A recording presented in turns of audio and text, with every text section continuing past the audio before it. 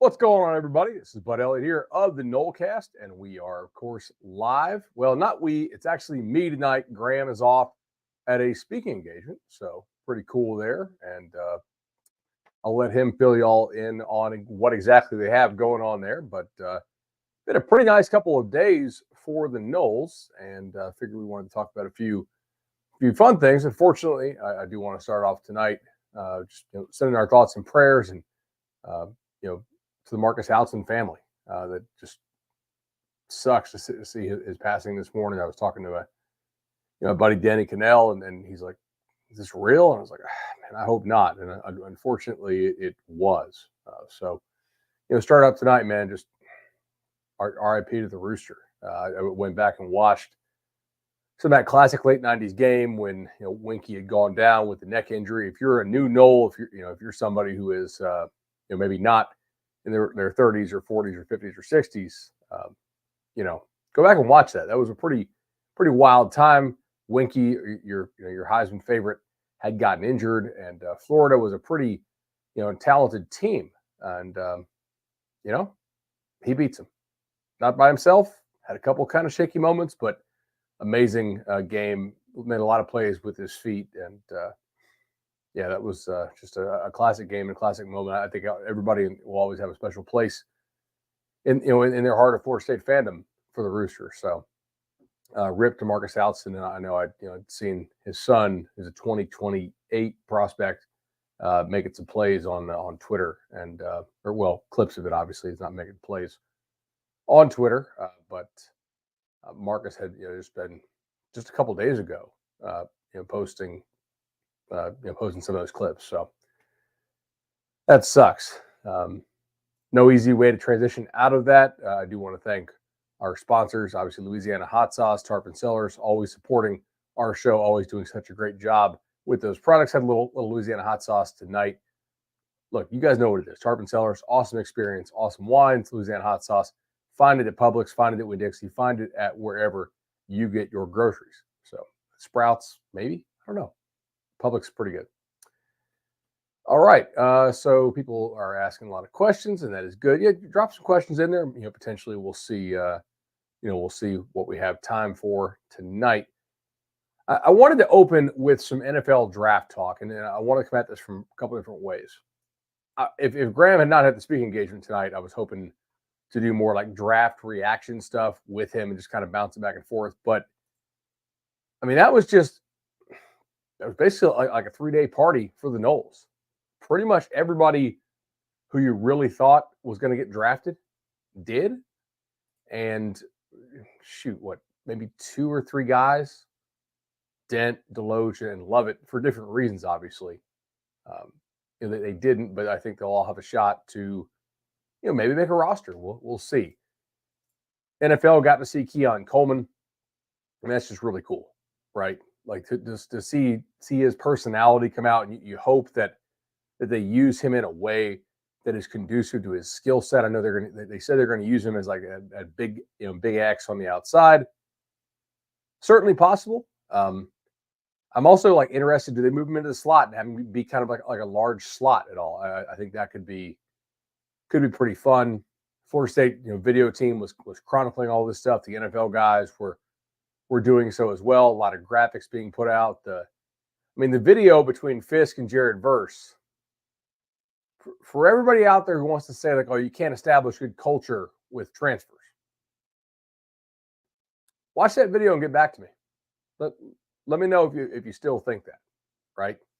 That's something there for sure. Like those guys have a real connection, and I think that it is important that those guys are highlighting how they were developed at Florida State.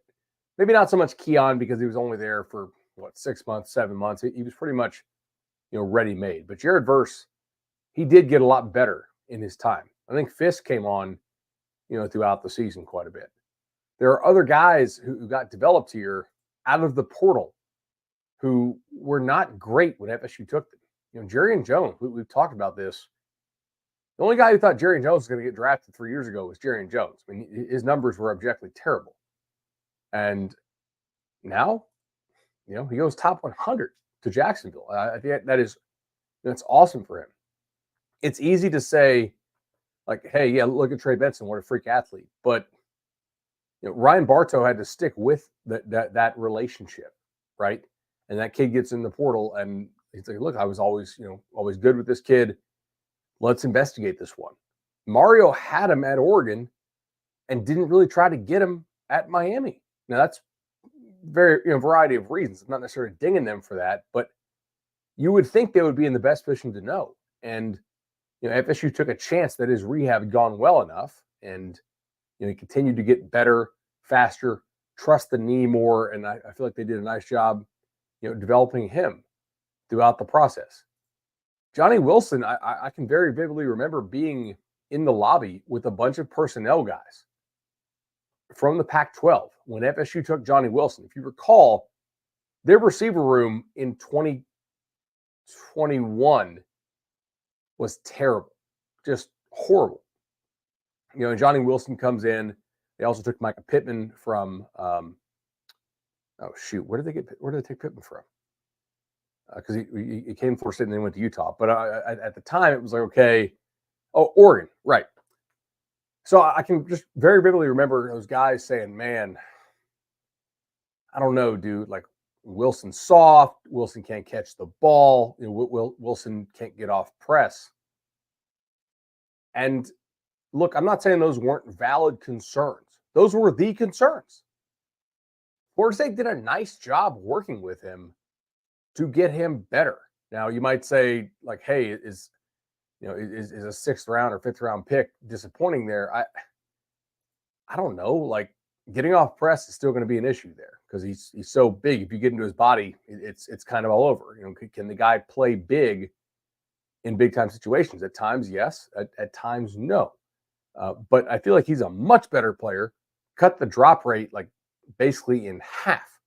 And so it was a nice evaluation of potential at a time where you had basically no leverage to go out and get attractive guys. You didn't have a quarterback anybody believed in it at the time because Jordan Travis hadn't done a damn thing yet through 2021. And you find Johnny Wilson, who's a unique piece. You felt like you had some upside you could unlock there. And I think you unlocked a lot of that upside. So, nice work there, obviously. Jaheim Bell comes in, gets drafted. Like, honestly, considering the times that he ran and what he weighed in at, I'm kind of surprised he got drafted. So I thought that was awesome, for Jaheim Bell. Hopefully, New England has him in their plans in a way that will really focus. I know a lot of their scouting reports have said kind of need to be schemed open. My hope for him is that they emphasize that. I think if you're that size of guy, like you need to be getting open against one-on-one coverage, pretty well. Who else here? Oh, how about some high school guys? Renardo Green, anybody? I mean, second round for Renardo? That is like, I think, the absolute peak of what anybody thought he could go. And that is just, you look at the 49ers, look who they take. They take guys who play hard, guys who give a damn, guys who give effort like every single play. They really just kind of take dogs. Pearsall for Florida, Renardo Green from FSU. Like, those type of guys are dudes who really care and really try. So I think that was important for FSU, to get that in there as well. The high school development there. Jordan Travis going to the Jets. Awesome. Now, look, I had the list on Twitter for the last 15 years. Quarterbacks drafted after pick 150, I think it is. Is that right? Yeah. Only two guys in the last 15 years who are past pick 150 have started 2 full seasons worth of games in the NFL. So, like, can Jordan Travis be a starter in the NFL? Recent history says absolutely not. But A, that's not a rule. It's just recent history. B, like, even if he can be a 2-contract backup, a guy that uses mobility, that's fantastic, man. Like, that's great. Like, that's an awesome living to make in addition for, a guy I'm assuming he's making or probably made close to $1 million this past year, somewhere around there. So, I mean, what a cool thing it is to be a young person, to have partnered with the battle's end, and assuming that you managed it well. Like, can you imagine being like a 23-year-old, well, he's not 23 anymore, but like, let's just say you're like 25, you're 2 years into your first gig. You've already got enough money to have like a down payment on a nice house. You don't come out of college with debt. Like that's a tremendous just head start in life that I think, a lot of parents would love to be able to give to their kids. And in this case, I mean, it's really cool that Jordan was able to capitalize on his value while he's in college, and now can add to that, as well in the NFL. Michael Carlton in the chat says, "Quit sleeping on Travis." No, I don't think I'm sleeping on Travis at all. I mean, he's undersized. There's arm and accuracy questions there, as the Jets put in their own scouting report that they released. But I think they really believe that there is potentially some upside there. I mean, the numbers are the numbers. If teams think you can be a legitimate starter, they take you earlier than pick 171.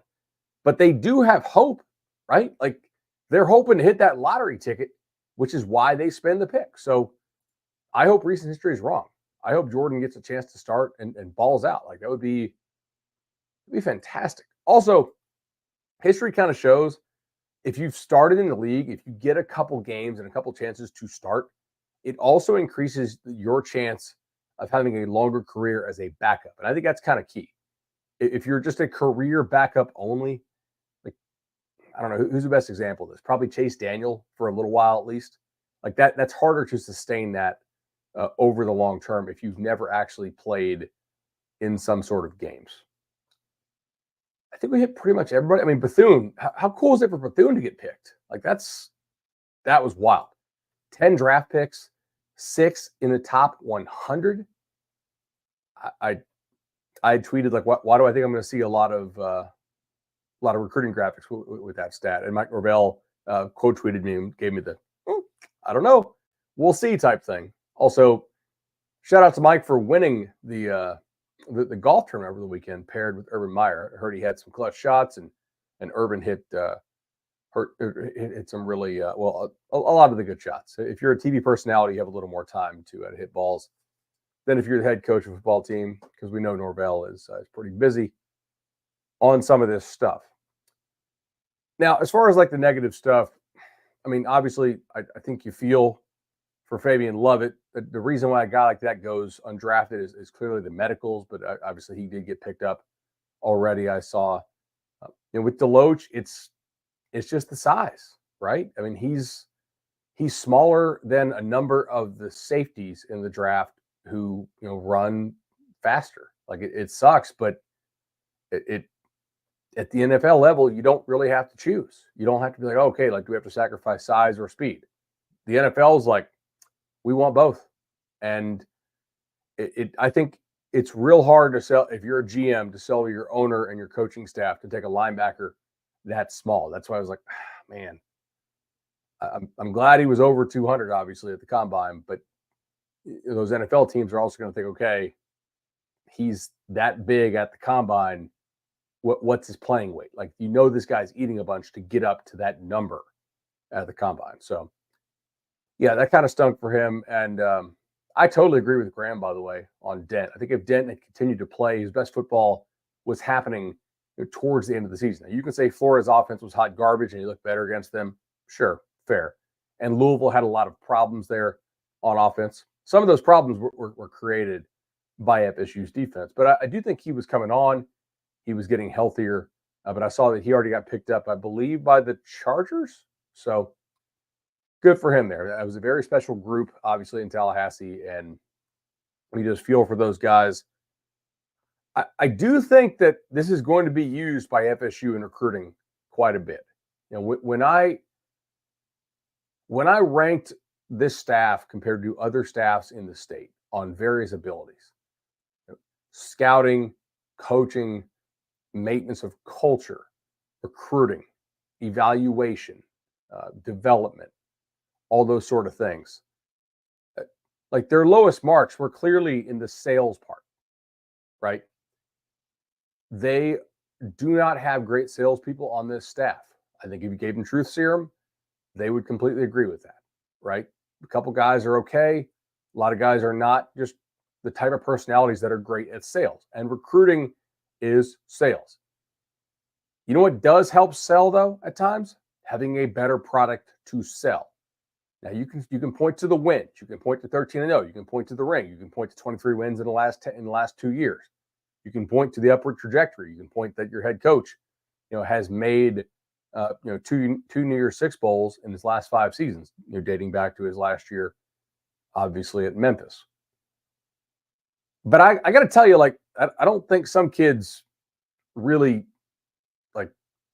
I don't think they really care about wins all that much when they're being recruited. Now, once they get on campus, if you're doing it right, they care about wins a little more.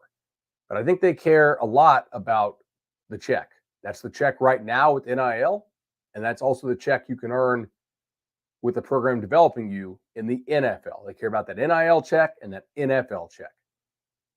Mike Norvell's going to be able to sit down and say, hey, 10 draft picks. Look what we turned into this draft pick. That kid was a 3-star. Look what we turned into this draft pick. Nobody wanted this kid out of the portal. We saw him. We believed in him. We invested the time and effort in him. He bought into our program. We told him up front it's going to be a lot of work and that there's a lot of guys we don't want, okay? But we wanted this guy. I think that's notable because that pitch is more likely to work if you have a lot of draft picks to point to.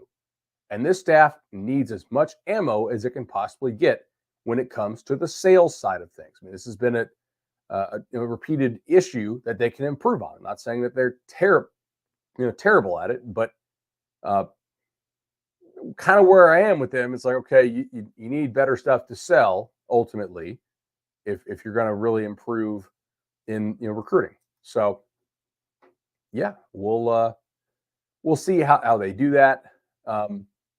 One quick rundown here. By the way, I see Chad in the chat. Chad of Resolution Home Loans. Awesome job, man. I've used Resolution twice to get my home loans. Just why am I saying Resolution? Just doing throwback ad reads now? The legendary team. Good God, bud. 844. You know what has not changed? The number. 844 FSU Loan. 844 FSU Loan is the number to call. See, this is the thing. When you go back with Chad for so many years, it's it's been a long-term, really good relationship there. 844 FSU Loan is the number to call. More than 500 Nolecast listeners have called that number and gotten their loan with the legendary team. All right. Sorry, I got a text. I got to check this real quick. Oh, okay. It's just a high school coach absolutely airing out Colorado in my DMs, which I am not going to read on the air. All right. But he has a guy there, and that kid's not happy. So anyway, let's go quickly over here what teams lost to the draft that are on FSU's schedule. So Boston College, they lost Christian Mahogany, who's one of the best guards in the ACC. They also lost corner Elijah Jones, who's a pretty good corner. And actually, he's the guy that put the hit on, was it Benson, who fumbled late in that game and kind of made everybody pucker up a little bit right in that fourth quarter for a game that was really, for the most part, ugly, but not quite as close as that final score looked for a little bit. Cal lost a good defensive back, Patrick McMorris. He was a transfer from San Diego State, and he was a baller for Cal last year. Clemson lost 2 defensive tackles. If you're an Atlanta Falcons fan, I'm sorry to hear that. But you guys did make Rook a second-round pick, and also lost Tyler Davis, who Florida State lost out recruiting a long time ago. Will Shipley, they lost Wiggins, a first-round corner. They lost Jeremiah Trotter, who was he second or third round, I think, pick. Nice pick there for them. And they lost Xavier Thomas, who was like third or fourth round. So I mean, that's 5 draft picks in the top 200 on defense, including a number of guys who were first, second, third, fourth round. I don't know. Like, Clemson is the co-favorite with FSU right now. Does that order make sense? Should Miami be in that conversation? Should Clemson actually be at the top? I don't know. I'm not really quite sure what to make of it yet. I do a lot of my upcoming stuff. We'll have our summer school series on 24/7 Sports, and we'll see. Oh, Charleston Knoll here. Great joke. He said, yeah, but look who they added in the portal. See what you did there. Yeah, they did not They did not add anybody in the portal. I don't know if you're an assistant at Clemson right now. I mean, you got it pretty good. Obviously, you make a great living, but are you happy that Clemson's not using the portal at all? I don't know. All right, continuing here. Duke, who you play, they lost 2 offensive linemen and a defensive lineman. To me, that's a huge deal. Like that Duke team you played ended up having some pretty nice players on it, and the vast majority of those guys now are gone. Miami actually lost 3 defensive backs to the draft. You may have noted that Miami is taking a lot of DBs in the portal. I think there's a reason for that. They also lost center Matt Lee, who was kind of the heart and soul of that offense last year. This year, I think it'll be Cam Ward for them being the heart and soul. Apparently, they love him, and he's killing it down there. But who knows? Maybe he is, or maybe he's not. Right? I'm sure we could go back and find articles and narratives about how Tyler Van Dyke is loving the new offensive coordinator and ready to take a step. And it's the offseason, right? Every single team media beat generally is going to write really positive stuff about a team, whether it's true or not, because that's what readership wants, and because optimism sells like crazy in the offseason. Michael Carlton asked, did they end up with 5 first-rounders like they predicted? They actually did not end up with 5 first-rounders. They missed it. You know, if you think about it, like, going 0 for 5 sounds bad, but in the grand scheme of things, like there are so many numbers out there. Like only missing by 5 when you could go like 1 to like 100,000 billion is really not that big of a miss. You know, that's more of a very small miss. So you got to keep things in perspective. So Miami did go 0 for 5 on their first rounders. Make sure you check out Life Wallet Sports for more on their draft coverage at Life Wallet Sports, my favorite, actually not my favorite, but one of my favorite Miami outlets. North Carolina lost Drake May. It's probably all we need to say about that, but I will say a little more. They also lost Cedric Gray, who's a really good linebacker for them, and Tez Walker, the wide receiver. I noticed that they took Jacoby Criswell back from Arkansas, and Criswell had been a guy who was allegedly in a quarterback competition with Drake May once upon a time after Sam Howell left. And do you actually believe that he was in a real competition with Drake May, who the New England Patriots turned down like an absolute bounty from the Vikings to instead just go ahead and keep the pick and draft Drake May? I kind of doubt it. It seems unlikely.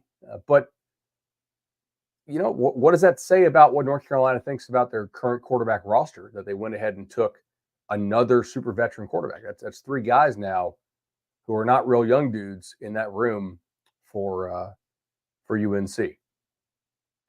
Notre Dame lost offensive tackles in the draft at picks 5 and 59. So good luck to the Irish. They start their year in College Station. Nick Scorton's in College Station. He's a freak. He'll be like a top draft pick at the end. On the other side, Shamar Turner is a freak. So a little baptism by fire in that 105-degree weather in front of 110,000 there in College Station. I think if you're Patrick Payton and Marvin Jones Jr., you are also kind of just taking some notes perhaps about the offensive tackle talent that the Irish lost. They also lost 2 linebackers and a corner. So to me, that's still an awesome Notre Dame defense. I don't entirely think that their offensive line is going to reload like it has almost every single year in prior seasons. Now, Riley Leonard, as we saw last year, even on a crazy bum ankle, is just, a magician at sack avoidance. He's basically Anthony Richardson level as far as sack avoidance, and that guy's kind of like the recent gold standard among high-level quarterback prospects. So that will help. But if you're scouting FSU's opponents, Notre Dame losing 2 really high-level offensive tackles, including the best one in the country, that's notable to me. That's not nothing. That game could be a rock fight in South Bend. Florida lost Ricky Pearsall. That's the only guy they lost, I believe, on my sheet. Did Florida lose anybody else? Like I ran the query. I don't see anybody else that got drafted for the Gators. I'm just going to assume they have a lot of talent coming back in Gainesville. No? Oh, okay. Not great. So that's basically what I have there as far as what your opponents lost to the draft. And I do think it's important to keep it in perspective because you just lost 10 guys to the draft. But other teams also lost important players to the draft. And let's just kind of remind ourselves of that. As far as guys who I think will be like, I guess, kind of likely picks next year. Today on Cover 3, I threw out AZ Thomas. I think he's a guy that is on pace to have a really strong year. Could be a high draft pick. I think Patrick Payton certainly. If Marvin Jones Jr. can put it all together, I could see him, being one. Like those are kind of the three obvious ones for me. Josh Farmer's a guy who I think will get drafted. I don't think he's like a first round type pick unless he takes some kind of enormous leap as a pass rusher, which it is important that you rush the passer if you're not enormous for the NFL draft purposes. Look, Jackson, your other D tackle, certainly could get drafted, and I think if he plays to his potential, will. But I'd like to see him do it in some games first. Clearly, who else? I think there's some chance Darius Washington could get drafted. I think one of your backs, whether it's LT or Roydell Williams, would have a chance to get drafted. A lot of people are saying only 18 running backs got drafted in this prior draft. Like, do we think that you have two of the top 18 in the country in one backfield? I don't personally, but I think there's some chance that one of the guys gets drafted. LT's versatility as a pass catcher certainly could help, and Roydell's vision and toughness and pass blocking could help. DJU, I think the numbers would clearly say no to getting drafted, but like Joe Milton got drafted in the 5th or 6th round, and he does have a better arm than DJ, but DJ has a pretty strong arm. He has some tools. I think somebody will take a shot on DJ in the draft, assuming that he plays this year about as well as he played last year at Oregon State. Those are kind of the main guys. Ventrell Cypress, again, is somebody who I think will have a chance to be drafted. I think Cheyenne Brown is somebody, who would have a chance to be drafted. I think Benson probably runs well enough to get drafted. And if he's the guy, we have seen Mike Norvell force feed a top target before. So I think Benson, assuming he can play better than he did last year at Alabama, obviously, which you have to have. You take him based on his upside, not based on how he played. That's another guy who could get drafted. So it's really not crazy. It's not crazy. It's not automatic. It's not crazy to think that you could have another 10 draft picks next year out of Florida State. That's doing something, man. I think that's a culture that guys are bought into, that guys are willing to work for, a culture that I think fosters the work and fosters development. And I'm excited to see what they can do here.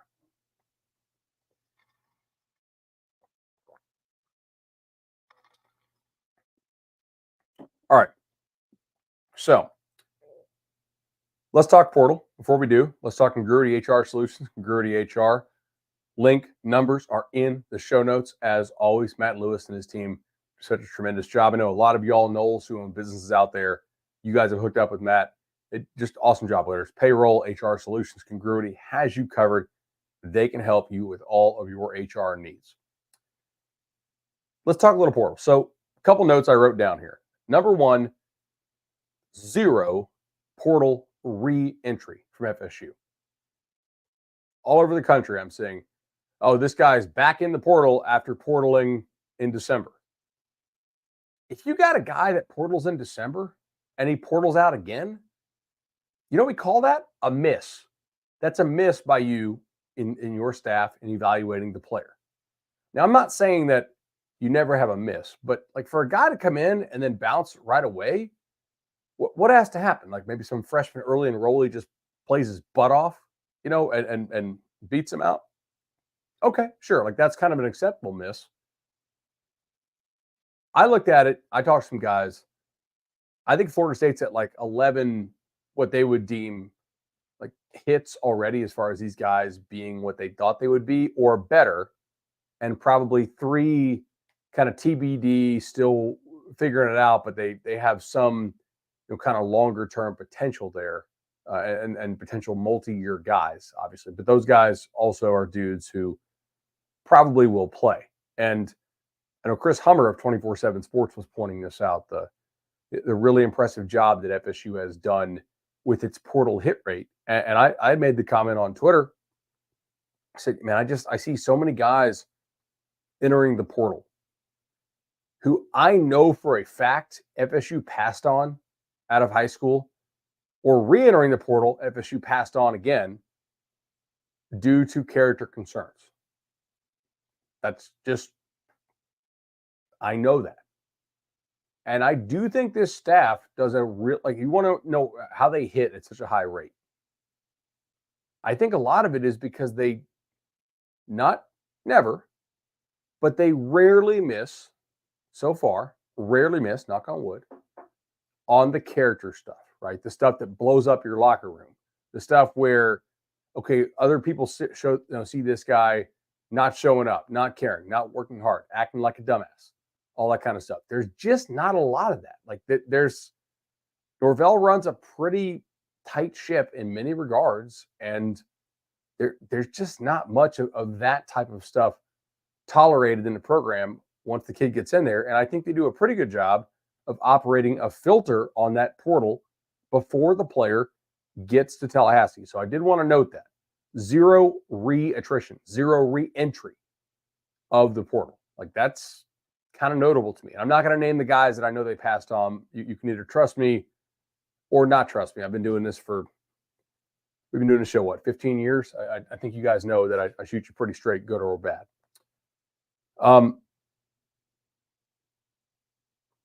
Second note, I'd rather have my entire class in December than wait and get guys in the spring window. The reason for it is pretty obvious, right? If I believe in my program, if I believe in my developmental process, I want to have as much time with the player that I possibly can. This is the same argument, by the way, for probably need to be a little bit better at high school so that you have more time with these guys, more time to develop them. It's especially and really important in the portal because you're just getting them. Do you know how hard it is to come and assimilate into a program in June and be a contributor in the fall? Like, you can be a Keon Coleman, who's an absolute freak show of an athlete. Okay, cool. You know what? Yeah, he can do it. He was pretty ready-made. Some of these other players, if they're not guys that you coached at a former spot, like if I was a new DC at a school, I'm probably trying to poach some guys off my old school that knew my terminology, knew my coverages, all that stuff, especially in the secondary. I'd much rather have the hay in the barn for December, be able to work with these guys in spring football, install my systems with them there, making sure they understanding what they don't understand, so I can continue to rep that and help them out with that over the summer. That said, this spring portal window has largely sucked. Just going to be frank with y'all. I was not someone who's buying in on it being crazy. I know some other people were, and I don't think they were making that up. I think that their sources were telling them it was going to be crazy, so they bought in with that. Mine were sort of mixed on it. It's like, well, we'll see. Mine were like, hey, if some of these collectives don't get their acts together, it could be crazy, but we'll have to see if they do. I think ultimately a lot of these schools kind of got their stuff together, at least at, like, I would say the top 30 or 40 Power 5 schools. They largely got it together, and they kept most of the players who they really wanted to keep. By the way, that includes FSU.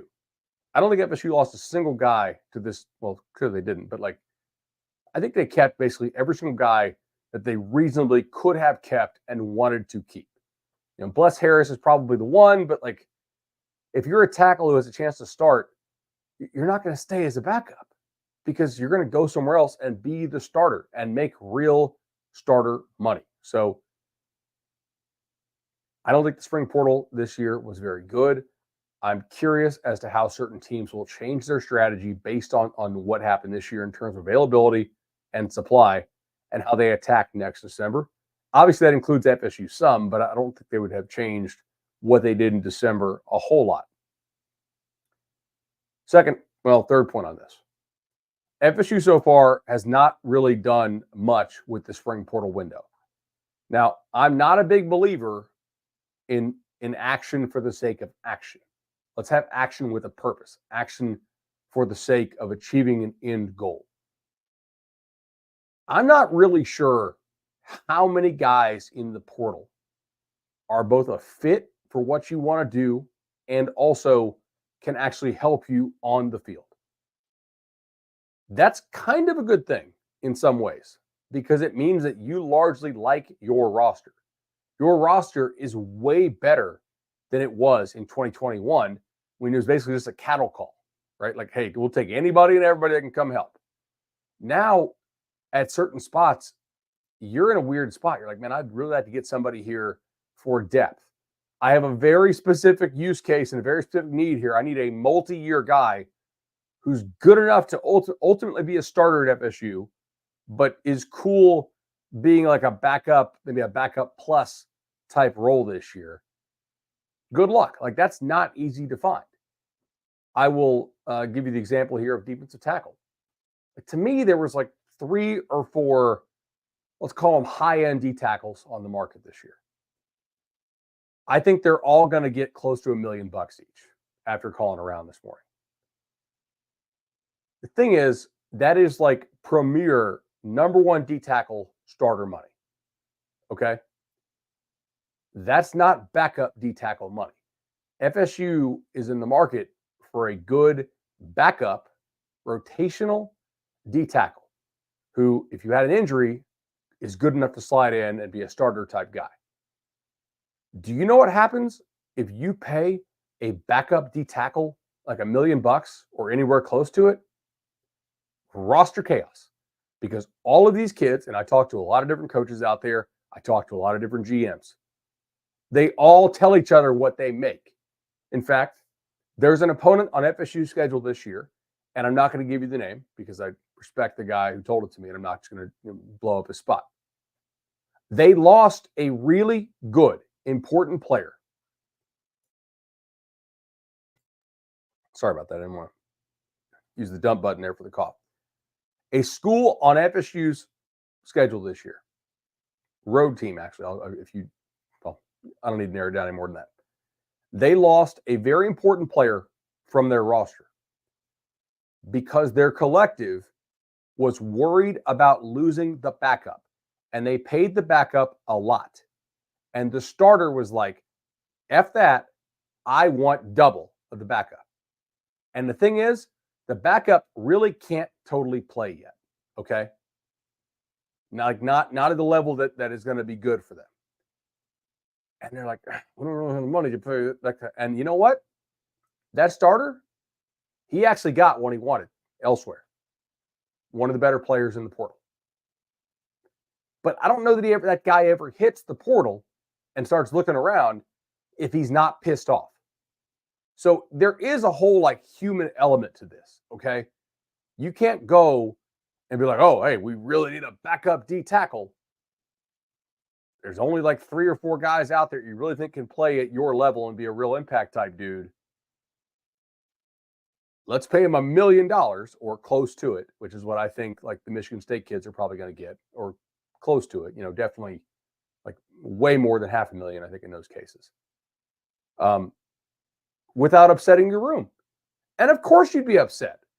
If you're a starter and you realize the backup's getting paid more than you or the same as you, like if I'm a starter, I'm going to make more than the backups. Period.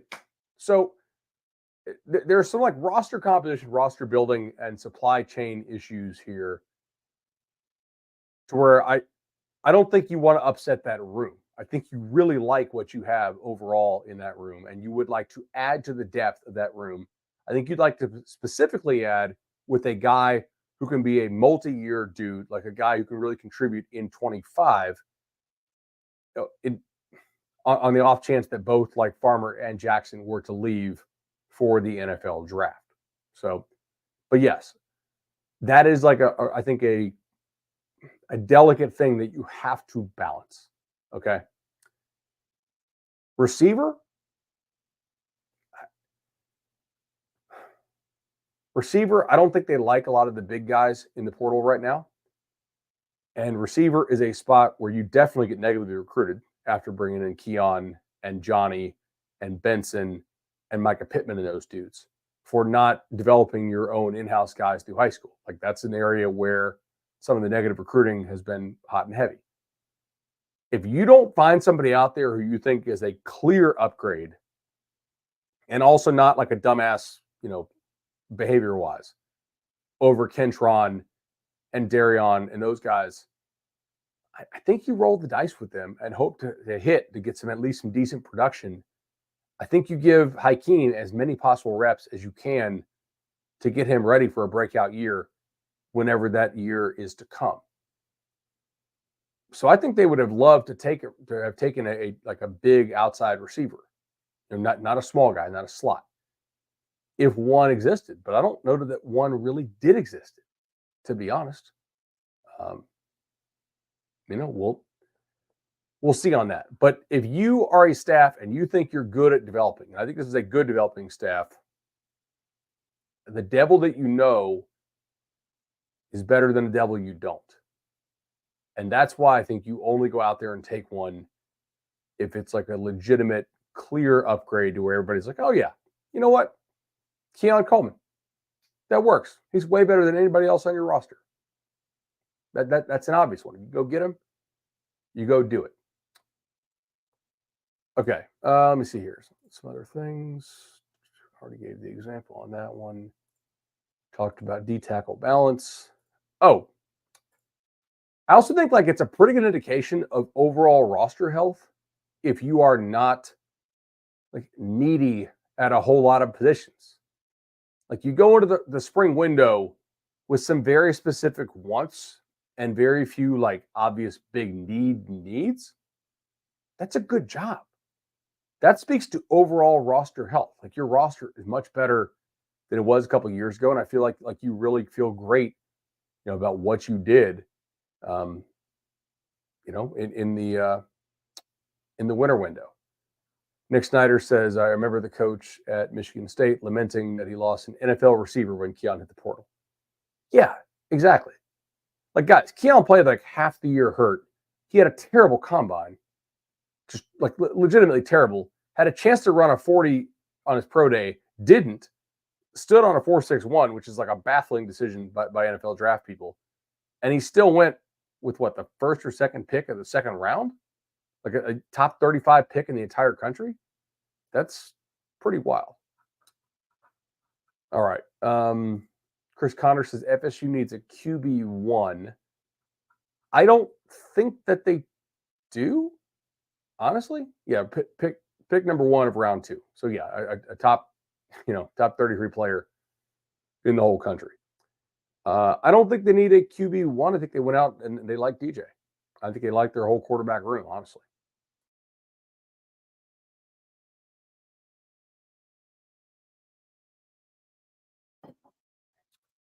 However, we did get some Patreon questions about this, and one of them was like, how it was asked was basically like, where would you rank DJ among the opponent quarterbacks you're going to face on this year's schedule?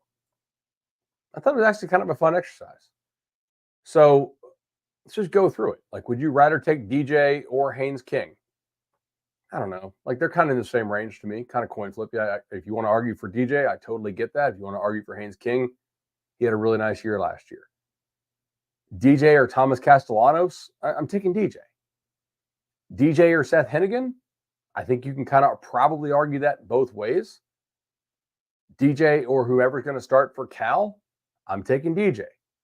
DJ or Preston Stone, I know like a lot of stats guys love Preston Stone, but I don't even know if SMU loves Preston Stone that much. So again, I'm going to take DJ.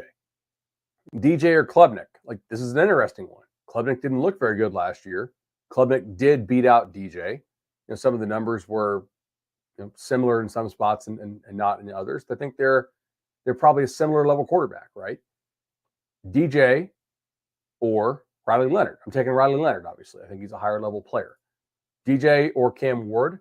I think the answer here is it's not a slam dunk, but I think it is an obvious one because Florida State waited forever to take Cam Ward, to take DJ because they were waiting on Cam Ward. I think that obviously shows Florida State's preference was to have Cam Ward.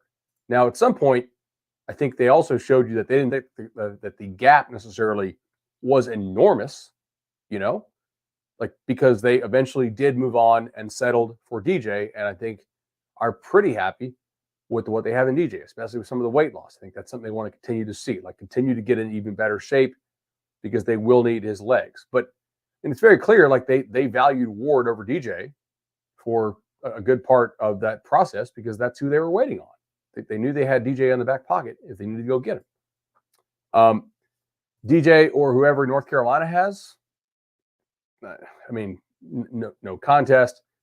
DJ or Malik Murphy at Duke, again, I think no contest there. DJ or Graham Mertz, I think they're kind of similar prospects in some ways as far as efficiency and effectiveness. They get there in different ways, but I don't think either of them are necessarily top 15 quarterbacks in the sport. They're just decent veterans, right? They're kind of bridge guys to what you hope is something better. In FSU's case, it's either Glenn or Cromanhoke, and in Florida's case, it's obviously Lagway, So I think they're pretty damn happy with what they got. It's also worth asking, what kind of quarterback can you get in the portal if the guy doesn't follow a fired or changing coach? I don't know. What kind of quarterback can you get in the portal if it's just a one-year guy? Almost all of the quarterbacks last year who were portal quarterbacks who had big-time years, they were in year 2. Penix was in year 2 at Washington. Nix was in year 2 at Oregon. There are very few quarterbacks who have come and been one-year only guys and killed it. That's just kind of the facts. Now, I think the sample set is too small and too early in this portal process to say that it's a rule, and you have to be willing to change your opinions when you get new data and new evidence. So we'll continue to monitor that. But no, I think Florida State did just fine for what it was looking at quarterback.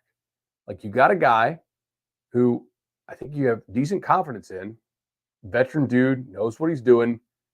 It's not a rebuilding year, but it's also not a reloading year. It's somewhere in the middle, which I think speaks to the great job that you do with Battle's End to allow you to acquire talent and retain talent, and also the nice job the staff has done in recent years.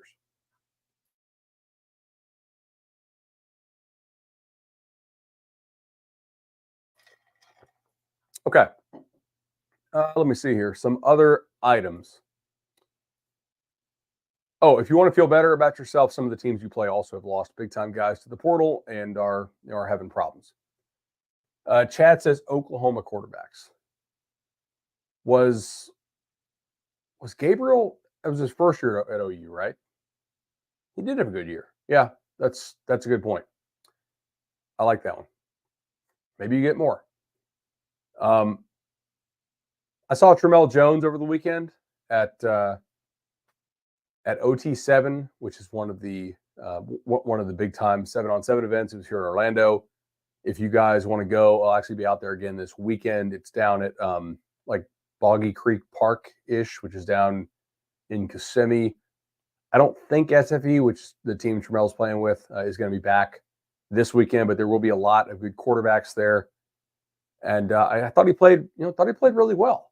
He's and oh, by the way, Kevin A in the chat says Gabriel was also following his old coordinator. Yeah, that's a good point. So that kind of fits with the whole thing of which quarterbacks are truly available, and which ones are they're in the portal, but it's already predetermined where they're going to go.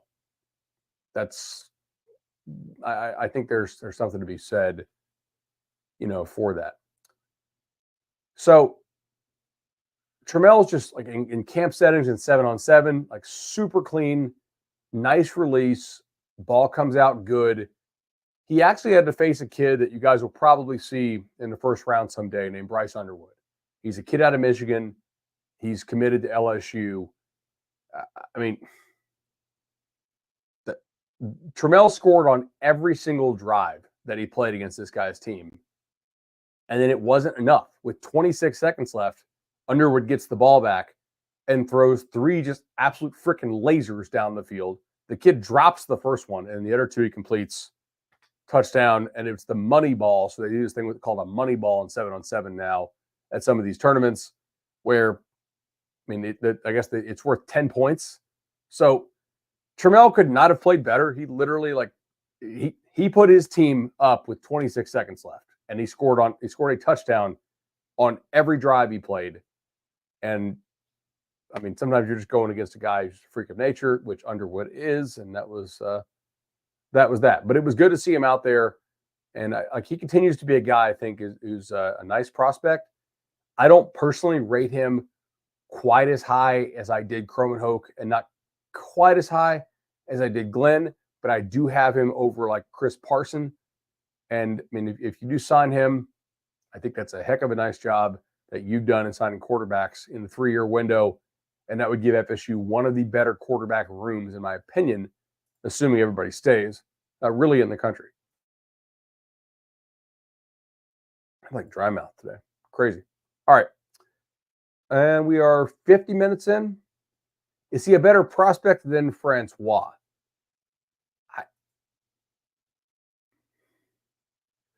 To me, yes. I think some of that is largely dependent on how you feel about the ability to fix someone's accuracy, especially on short and like the short intermediate routes. Okay. Meaning, I always had issues with Francois because I didn't think he threw a very catchable ball. And I thought his accuracy numbers were just terrible, which ultimately proved out to be a bit of a problem in college as well. I also think Jones could be a better leader than Francois was ultimately at Florida State. I don't think that's really any question. But if you guys go and like you nerd out on some of this draft stuff, Sean Payton had some interesting things here. And he basically said, I don't care about like deep accuracy in terms of ball placement, what shoulder you're putting it on, all that kind of stuff, all that much. If you put it on him, I need my receiver to win deep. He said accuracy and ball placement in the short and intermediate stuff is really important, because that just the mere act of catching a ball on a deep ball is probably an explosive play. But catching a ball on a short path is not going to produce an explosive play unless it is put on the correct shoulder with the correct pace, And that really kind of resonates. Like that's like, I think intuitively I've known that, and I've always applied that when I'm looking at guys. But that's a great way of actually saying it to explain to the listener. So I'm stealing it from Sean Payton, who did have quite a bit of success with a really good short passer with a guy named Drew Brees there in New Orleans. But to answer your question, I mean, Francois definitely had a better arm than Trammell Jones does and was a better athlete overall. Frame-wise, they are very similar guys. Like neither of them are big-looking dudes. But I think Jones is cleaner. I think Jones has better hand talent in that, like, he doesn't just fire rockets on the wrong shoulder to guys like I frequently saw Francois do. So I'm a little biased, and I would take Jones, but I don't know. My letting how Francois' career turned out maybe cloud my judgment here. I don't know. Longtime Nolecast listeners knew that I was not really all that high on Francois basically ever. So pull the tapes if you want. Chad was saying he was thinking Kyler Murray, Baker Mayfield, and Jalen Hurts. It's going back a ways, but I think that's exactly right. Our team's doing a better job of keeping their talent in-house now. Like 4 years ago, portal quarterback was really, really loaded. I don't know if we had that this past year. Like if Cam Ward's your most talented quarterback in the portal, I mean, who knows? Maybe he wins the Heisman. Maybe he's just decent, right? I don't think there's anybody out there who's just crazy, obvious, no doubt, first round type guy. We had Ryan Wilson today on Cover 3, and I asked him, like, there was no quarterback pick between 15 and 150. Okay. Jordan went 174. It's like, if Cam Ward had not returned to school, would he have been that guy who was like somewhere between like the second and fourth round? And he's like, yeah, I think that was actually probably the guy, who would have plugged in to that to that kind of area there. All right, finally, in a blinding flash to the obvious, which is a term that I'm stealing from my dad, and I don't know if he stole that from someone else, but he always kind of said it, and I enjoyed it. We have said on this podcast for like a million times, for at least the past couple of years, why FSU had to get out of the ACC is because eventually schools will pay athletes as employees or some type of employment, maybe not employee, type of relationship. And that money will come as a share of your revenue. Well, guys, that day's coming fast. If you pay attention to this, there's this video, or there's this case called the House case. I did a video on this on the Cover 3 channel explaining what the House case was. And basically, I think you should go watch it. It's only 8 minutes long. I will link it in the show notes tonight. If you are interested, you can just click on it. But I think it's pretty good. I'm not going to explain the entire thing to you because it would take another 8 minutes of this show. We're coming up, on an hour. But the settlement is going to be like $1 billion or $2 billion probably. And if the thing went the distance, it would be somewhere between $3 and $5 billion, according to the plaintiff's lawyers, of course. So who knows what it would really be. But ultimately, it's about back NIL and lost opportunities that the schools colluded via the NCAA to prevent athletes from getting. But what I'm getting at is Jeffrey Kessler, the plaintiff's attorney, has said that they are not going to accept a settlement if there's not a new system implemented for athletes going forward. So part of what they're talking about is like basically, okay, we're going to share this much, percentage of revenue from TV deals. And this is what Graham and I have said for years. And I think a lot of y'all Nolecast listeners are aware of this. So this is a bit of an I told you so for you and your friends. When you have people out there on social media or on TV who disingenuously or just idiotically, take your pick, because if they know it and are ignoring it, it's disingenuous. If they don't know it, to me, it's really bad at their job. But who were like, oh, look, Florida State wins. Like, Florida State's fine. They win in the ACC. They're competing for national titles. They're competing for playoff berths in the ACC. They're fine. Like, yeah, they are in the short term. FSU's trying to be proactive because they know what's coming. And ultimately, if South Carolina is making 3x what FSU is making, you're just not going to compete in the long term if you are not proactive and get out on time, to make sure that you have the same amount of revenue. People are like, it's a money grab. I'm like, yes, it is a money grab for sure. But you really have to make sure that you're getting the big piece of the big pie, or at least that's a bad analogy by me. Apologies. You need to make sure you're getting your piece of the big pie, because the ACC's pie does not measure up to what the SEC or the Big Ten make. Chad asked, would that change significantly slow down players from transferring? It actually would, yeah. I think you'd see guys put under contracts, and maybe NIL move more in-house in some ways, more revenue sharing with the guys, more and formalize that in the way of contracts. Yeah. And to me, ultimately, excuse me, I don't think anybody out there has ever turned off their TV or stopped watching the sport because a guy is making some money. If you are, you're probably not watching this show at 10 o'clock at night, but I'm just saying, I've never really met anybody who actually followed through on that. I have met people who are like, it sucks because I can't form an attachment to the players on my team because when they get good, they get snatched away. Now, that's not really FSU guys, because FSU has done just a crazy good job with the Battle's End, obviously. I mean, I'm biased with that, but I think the results speak for themselves. 10 draft picks, 13-0. You guys know the story. But I think the inability to form an attachment to players on your roster and to be able to tell your kids or your buddies, hey, I'm really excited about this guy coming back, and to not have that kind of clinch feeling that you have for the 6 weeks where the portal's open in spring, that hurts. You need to have that go away. And the only way that you can do that legally is to put these guys on contracts. So I do think that the quicker we get to that, the more we can speak about rosters with some certainty. It will dramatically decrease the amount of portal movement going on overall. Won't totally kill it. It will decrease it quite a bit. A lot of the craziness that we talk about will go away.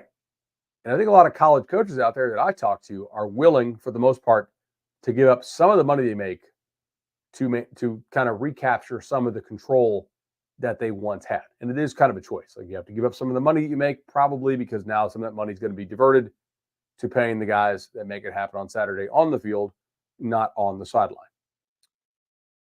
Do you want to talk about the For the Table Restaurant Group, Madison Social, Township, all of those awesome dudes?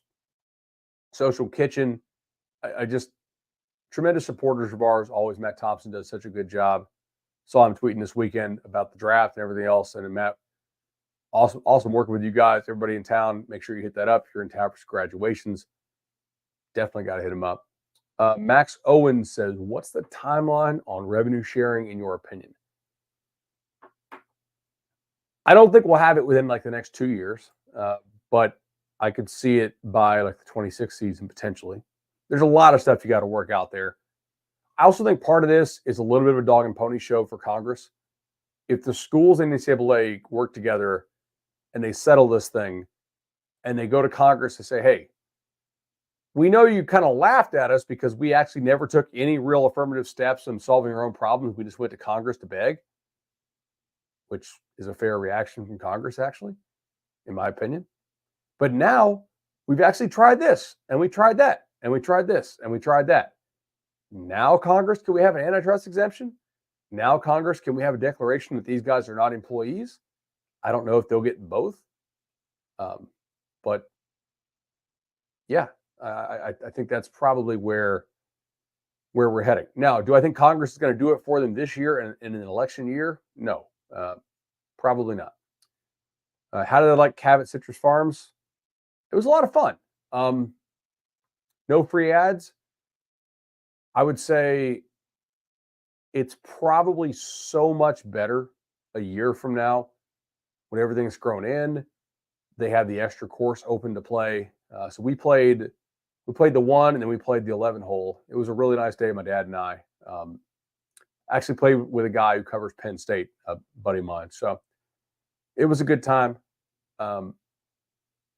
I probably won't go back until the other course opens and everything is allowed to grow in, but it's really cool. It's definitely a good experience. So, all right. Any additional questions we have tonight?